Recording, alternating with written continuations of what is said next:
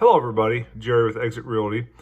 Reaching out to you just to give you a little bit of the market update in the Des Moines area as we've kind of completed the first 2 months of 2024.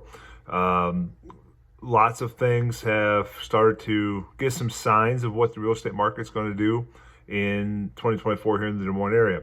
The first thing to discuss is our inventory or lack of. Currently at this point, we're about 2,850 homes roughly on the market. So still below that 3,000 mark.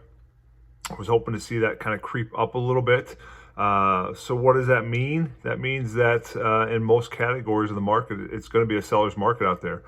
We just really lack inventory or supply for buyers out there. And there certainly are buyers out there in the market looking, but with the slim inventory, it does make it a little bit more challenging for them to find the property, or for people who want to sell their home to find that next property. Certainly it can be a challenge when there's just not much on the market.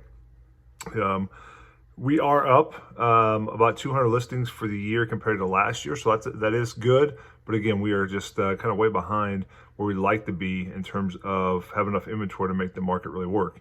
Basically, almost every category is at a seller's market until you get to about $800,000 plus for homes. So obviously for people who want to buy that first home in that under $250,000 range, just not a lot out there, just over a month's worth of inventory in a lot of those areas, which is kind of the people who buy those for the next people to be able to move up to the next home they want. So that's certainly going to create some challenges as we move forward in the spring here. The next thing obviously is interest rates. Certainly are a determinant of people being able to purchase homes. We're kind of hanging around at 6.25%, give or take a little bit up and down. Again, haven't seen a ton of movement with that. We've seen a little bit of drops and go back up and drops again.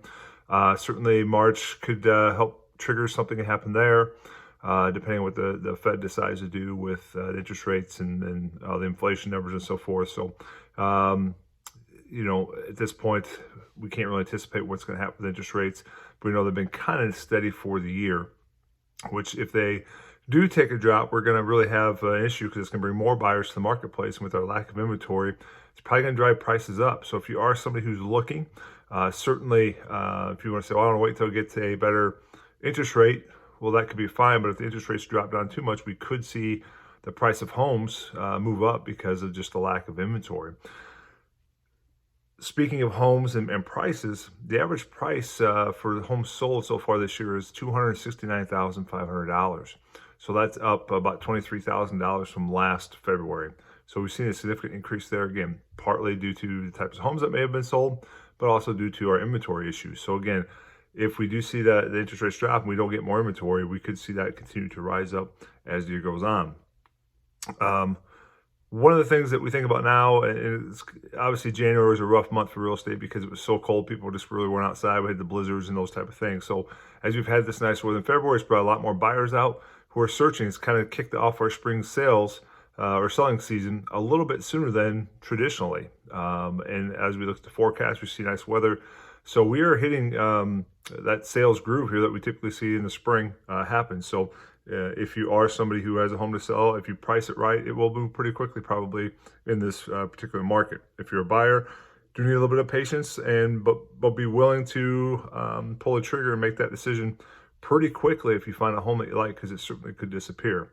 But that's kind of where we're sitting at this point. So if you are a buyer who's out there looking, there are some opportunities, but again, the options are a little bit less. If you're a seller, if you price your home appropriately, I definitely think you can move your property fairly quickly if you need to.